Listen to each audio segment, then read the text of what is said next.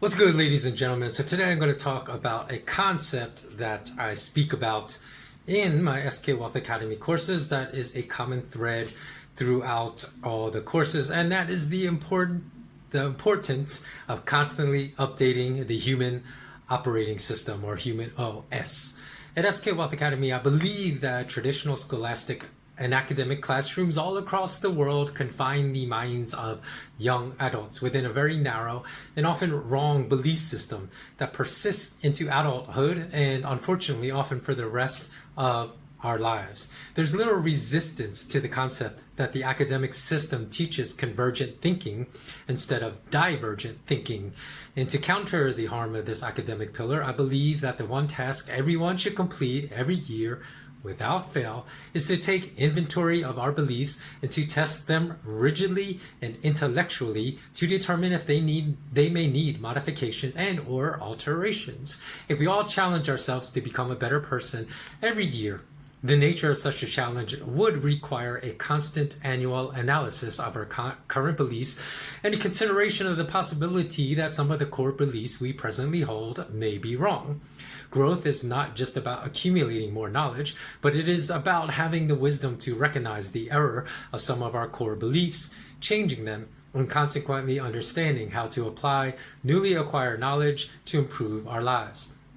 Had I never gone through the process of killing my ego in my martial arts training and my Ivy League obtained arrogance when I was young to eventually gain the understanding of how much I didn't know, I wouldn't have any clue today about the true operational platforms of the global finance, banking, and monetary systems. Furthermore, my belief about finance, banking, and money would have remained stagnant and would have still revolved around all the disinformation and outdated information I was taught in my MBA program, and that still persists in MBA programs today. Because of all the behavioral conditioning that occurs in institutional academia, even when many of us encounter new knowledge that can significantly improve our lives, most of us tend to dismiss this new knowledge instead of absorbing it and applying it as we should. The fact that most of us spend zero time inspecting our core beliefs every year means that we will never be able to upgrade the most important operating system we use every single day of our lives, our brain. Now imagine if we still used the LEO, the Lyons Electronic Office. I think it's pronounced Lyons, Lyons, because if you are French, I guess you would pronounce it Lyon, but I think since it's American, it's the Lyons Electronic Office.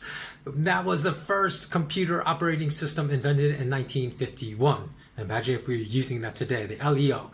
How limiting would the continued use of a 1951 computer OS be to our ability to complete our work tasks today? Or let's leap forward by 2 decades and upgrade our computer OS from LEO to DOS-11, invented in 1971. Even though the DOS-11 would be light years ahead in complexity of the LEO, if we were all forced to downgrade our current OS to the DOS-11 OS, I still don't know of a single person among us that would not complain about being taken back to the Stone Age of computing in the inability to complete common everyday tasks that we take for granted today. And in fact, smartphones will not even be able to operate on the same computer operating system from 1971. If we fast forward 14 years from the invention of the DOS-11, Apple introduced us to the first Mac OS, then lauded as a revolutionary leap from the DOS-11 OS. In other words, computer companies are continually updating software, implementing very significant upgrades every few years, but yet the vast majority of us as humans completely fail to update our OS upon graduating from high school. In fact, we often operate on the same OS as we did in high school, even 10, 20, 30, and 50 years down the road, and we tend to take better care in updating the OS of our smartphones than we do in updating our own human and much more important operating system. When it became widespread knowledge in May of 2017 that the WannaCry ransomware attack infected hundreds of thousands of computers worldwide, this revealed that sometimes computer software OS upgrades contained deliberate exploitable hacks for the global alphabet intelligence agencies to spy on all of our daily computer activity and our daily smartphone activity. However, software companies were forced to release patches to close these exploits once security firms revealed the existence of these exploits that were embedded into computer software, smartphone software, OS upgrades. Even so, new exploits likely will constantly be embedded in future software upgrades. As humans, we also believe that we are upgrading our OS by ingesting and reading a lot of new information and news every year, when in fact, because more disinformation than truth is readily available to us on the internet and on social media, we are allowing our OS to be hacked and downgraded by, and who are the hackers? The hackers are bankers, state officials, state government officials, social media owners, military industrial complex members, and so on. So as humans, our OS exploits are hacked through the manipulation of our emotions to cancel out our logic, independence, rationality, and critical thought. We must realize that every year, those that control the flow of information through media are constantly abusing these hackable exploits to further program into our operating systems, our brains, robotic thoughts and conditioned responses, much like the Pavlovian dog. Yet most of us put forth little to zero effort to close these exploits, although closing these exploits are inseparable from living a free life. To the contrary, we should expend a considerable amount of energy every year to close these exploits in our brain that are being used to divide and conquer all of us among society today, instead of finding the commonalities we have with one another and forming closer and tighter unity among our communities. I believe that it's our refusal to address these exploits in our brains that has allowed those in control of media, government, and finance to easily divide and conquer us today, and to create what I believe to be the most divided state of humanity that has existed in my lifetime. For example, just ask some of your friends to relay to you one deeply held belief they wholeheartedly embrace without doubt in regard each to religion, culture, and politics, and ask them if they can remember at what age they came to embrace these beliefs. Depending upon your age, you may find that your friend has held this belief for 5 years, 10 years, or even 30 plus years. Then ask them how many times in their life have they ever challenged such a deep-rooted belief that constitutes the very person and the very makeup and constitution of their soul. Have they ever once questioned this deep-rooted belief at any point during their embracement of it?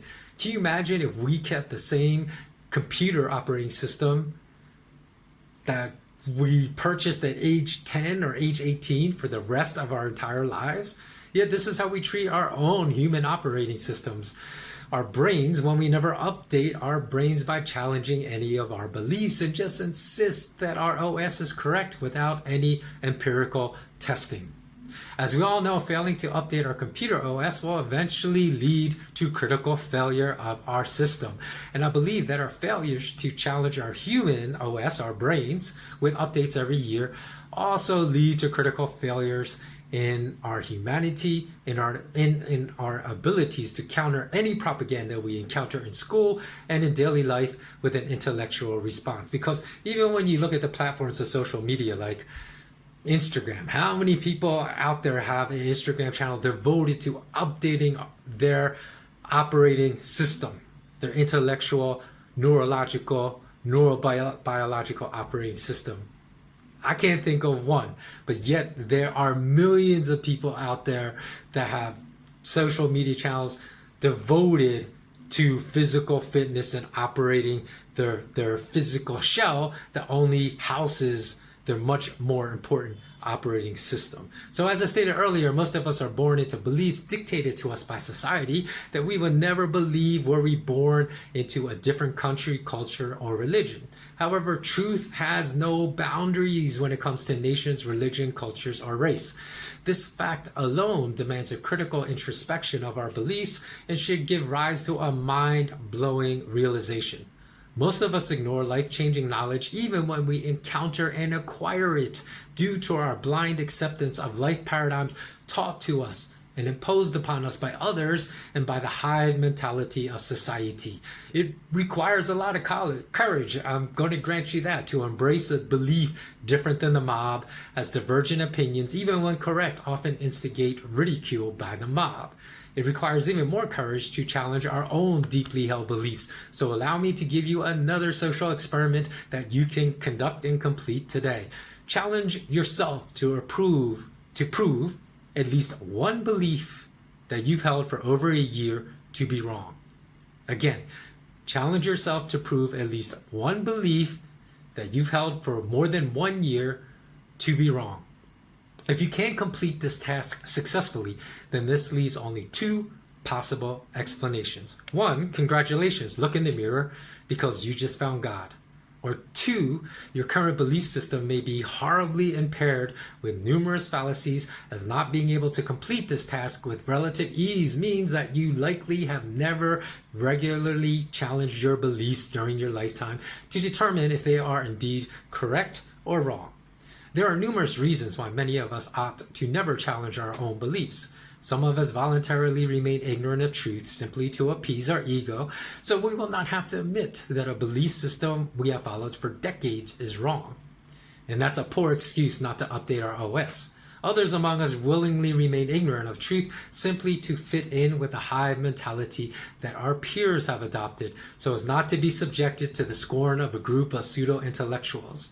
Unfortunately, those with money and power in every nation also understand exactly how to manipulate our emotional constitution and seek to make control over us by appealing to our emotions and ensuring that we push logic to the side.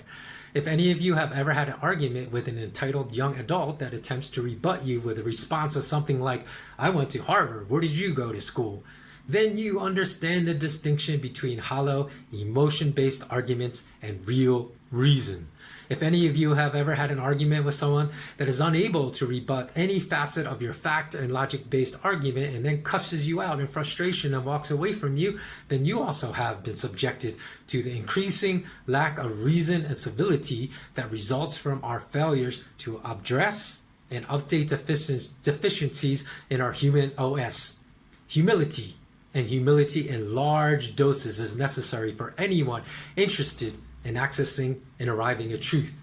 If we remain among the majority of people that believe all our core beliefs are correct and that the other guy is always wrong, then I urge you to stop and think about the implication of this statement. If the aforementioned statement describes us, we literally are claiming that either one, we have subjected all of our beliefs to rigorous unbiased testing to confirm that them is correct.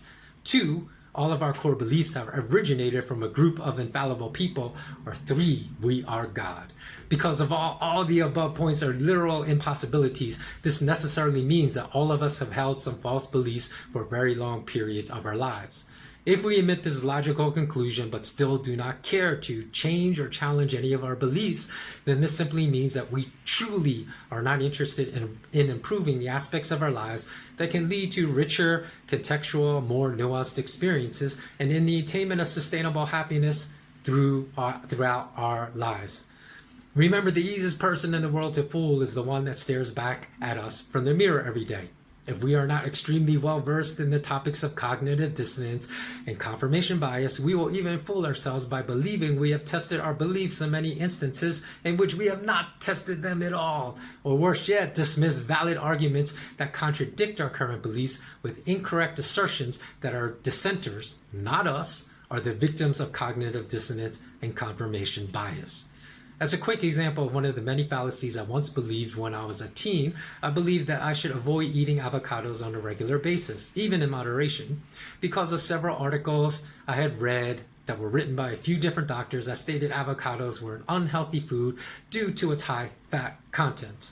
Like most people, I performed no further research on my own, simply blindly accepted what several people with authoritative titles stated as truth and avoided eating avocados for years. I falsely thought, after all, a doctor must know more about this topic than me, right?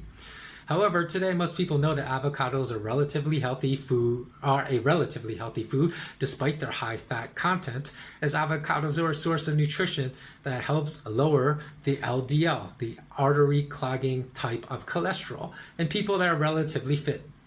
Had I not been willing to correct this false belief of mine, I would still be avoiding eating avocados today. As another quick example, how consensus ideology that exists during certain periods of time can be absolutely wrong. Most Americans in the 1930s throughout the 1950s, due to false advertising promoted by medical doctors beholden to the tobacco industry, not only believed that smoking cigarettes was a harmless activity, but incredulously also actually believed that cigarettes were a cure for hypertension in pregnant women as well. So throughout my life, I never stopped educating myself, and the bulk of my real education occurred outside of the institutional academic classroom setting. However, knowledge alone is not power, as this is another false narrative quoted by thousands of people in social media posts. If we encounter useful knowledge but cannot evaluate or understand how to apply this knowledge in a way that improves our lives, such knowledge is still of low utility and certainly represents no power. It has potential to empower us, but if we don't know how to apply it to empower us, then it's still a very low utility. And this is the type of knowledge I received inside classrooms for my entire academic life, and is still the type of knowledge that is spread inside academic classrooms all around the world today. Secondly, any type of learning that impeded my ability to critically think was not educating me, but instead dumbing me down.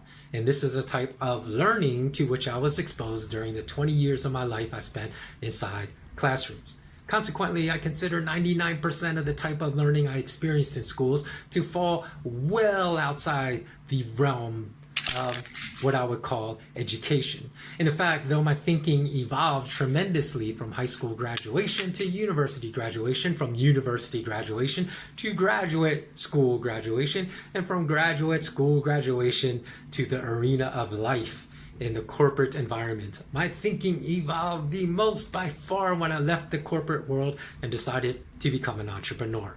When I graduated from the academic world, I was still asleep and guided by the behavioral conditioning I had received during my 20 years in the academic world. Consequently, I sought and achieved employment as a private banker and private wealth manager for one of the largest banks in the United States and at a Wall Street firm located in Beverly Hills, California. Only after I realized that my pursuits were making me miserable and that there was little truth to anything I learned in classrooms of my MBA program did I decide to quit the so-called American dream. In conclusion, if we receive knowledge that can improve our lives but have been conditioned to summarily dismiss such knowledge without any critical assessment of whether or not this knowledge is correct, then this knowledge possesses zero utility. It should be the goal of every one of us that is involved in any business today to not only learn the massive differences between the low to no utility business knowledge disseminated at the university and graduate levels in academic classrooms and the knowledge of how financial, banking, and monetary markets actually work in the real world, but also to support the transformation of academics from the dissemination of low-level theoretical knowledge that is often inapplicable in the real world to high-level knowledge applicable in the real world. The differences between the actual academic curricula of classrooms today and the iteration of educational curricula of schools that should exist in classrooms today are comparable to the differences between the work of Albert Einstein and Nikola Tesla. Though Einstein's name is far more prominent than Tesla's name, and Einstein is often promoted as the genius while Tesla has been forgotten in many history books, the only thing Einstein ever invented was the Einstein refrigerator, a refrigerator that eliminated the potential fatal process of cooling that existed in refrigerators of that time. Instead, Einstein was much more widely recognized for complex mathematical theories, the most famous of which is, of course, his theory of relativity. The theory of gravitation or gravity postulated in 1916 by Einstein was an extension of a special theory of relativity in which Einstein postulated that gravity was not a force of acceleration but a curvature in the space-time continuum. However, as of 2019, scientists still have been unable to reconcile the theories of quantum physics with Einstein's theory of gravity, which has caused some scientists like Eric Verlinde, I think it's Verlinde or Eric Verlinde, to challenge the validity of Einstein's theory of gravity, while the discovery of gravitational waves have caused other scientists to give higher credence to Einstein's theory of gravity. The point is that though scientists have argued theory for centuries, the more important aspect of science and mathematics to me by far is the work that makes the giant leap between theory and applicability. For example, when a scientist can prove up Einstein's theory of gravity and use his postulation that gravity is a curve in the space-time continuum to cause distortions in that curvature of the space-time continuum to allow space travel of 1,000 light years in an hour's worth of time, then the applicability of this knowledge will become self-evident. Even in such a rigorously intellectual field as science, I firmly believe that the way we view scientific discoveries needs much more critical thought. Often scientific theories such as the theory of relativity, string theory, the second law of motion, the laws of planetary motion, and so on are hailed as discoveries. However, when such theories and laws are proven, and some still have not been indisputably proven, though they are falsely taught to millions of students in the academic setting as fact, they are more similar to explanations than discoveries, for one cannot discover a universal law that has existed for millions of years. For example, discovering a scientific law that, like I said, that has already existed for millions of years is equivalent to Columbus claiming he discovered America when people have been living in America for centuries prior. And furthermore, Vikings had already traveled to North American shores about 500 years prior to Columbus and set foot on American soil. So why did I learn in school as a child that Columbus discovered America? Though there's a massive difference between explanation and discovery, science often completely fails to distinguish between the two. When you complete a jigsaw puzzle, no one states that he or she discovered the jigsaw puzzle. Rather, one just figured out how to complete it. Regarding educational pursuits, the majority benefit of learning knowledge is in its application and discovery, not just in recitation of theory and in regurgitation of explanations, regurgitation of information. Consequently, academic exams that are truly interested in furthering the educational process should never be comprised of regurgitation of information. Even with the sciences, no exam should consist entirely of formulaic problem solving, because this too is just another iteration of regurgitation of information. Rather, explanation of principles being displayed in formulaic problem solving should be required to expose the educational process as complete and not just be partial. And to be blunt, the examination platform of most academic institutions, whether at the grade school level or postgraduate level, are often completely outdated and of low utility. Unlike Einstein, Tesla was all about applicability, and he used his theoretical work in science and mathematics to invent dozens of things that did not exist before him, including the alternating current, an invention that gave the poor accessibility to electricity, the radio, the Tesla coil, X-rays, wireless communications, lasers, remote control, what else? The electric motor, just to name a few. So in fact, many of Tesla's inventions were such great applicability in society that they still are in use today. Now, this is not to downplay Einstein's theoretical achievements, because an extraordinary amount of intellect was required to develop his theories. My argument is that had Einstein bridged the gap between his important theoretical work and application, then he would have contributed far more to modern society than he ended up contributing. In addition, I think the application of knowledge utilizes our brain in far different capacities than just focusing on theoretical development. Therefore, to keep our human operating systems as updated and sharp as possible, application of knowledge necessarily must be a regular endeavor in our lives. Okay, thanks a lot for watching. Always remember, remain intensely curious. And as I'm just starting out this YouTube channel, if this video interested you at all, please do help me out. I'm trying to build up a base of new subscribers that are interested in listening to this kind of information. So if this made you think, even for a New York Minute, please pass it on to friends, to family, to colleagues, and help me grow my channel. Thanks so much for watching. And until next time, bless up.